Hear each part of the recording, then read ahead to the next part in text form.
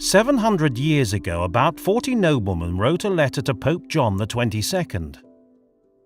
They said they were acting in the name of the community of the Kingdom of Scotland and asked the Pope to recognise the Scots as a free and independent people.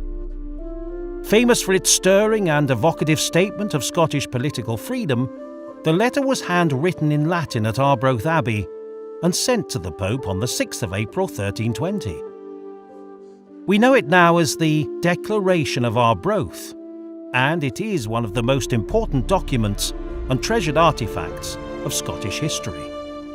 But to understand how the Declaration shaped medieval Scottish thinking, you need to look beyond the original file copy.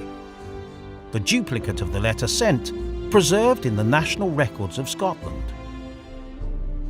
What many don't realise is that another 25 copies survive. Each differs from the original and from the others. So there were at least 26 different declarations, and almost certainly more. Those most commonly circulating in the 14th and 15th centuries were copies of copies.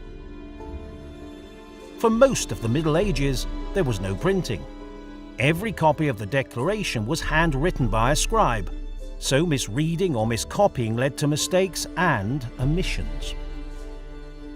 Scribes also made deliberate amendments to help understanding or to save space. Sometimes the text was consciously altered to change emphasis or meaning.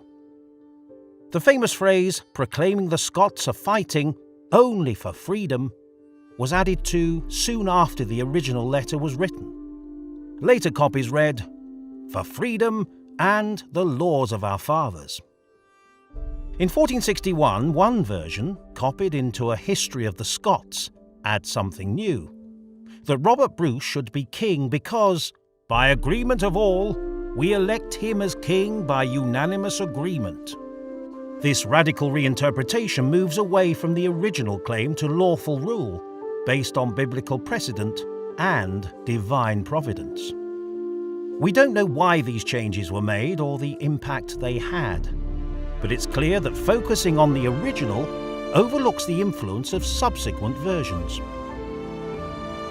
Viewing the Declaration as a single document finalised at a specific point in time devalues its true significance. Today we can use technology to compare the different versions and examine how the Declaration was modified by different people at different times.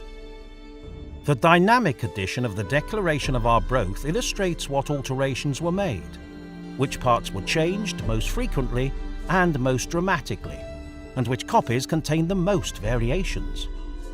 It reveals that the most famous and frequently quoted sections are, in fact, the ones that have been altered the most.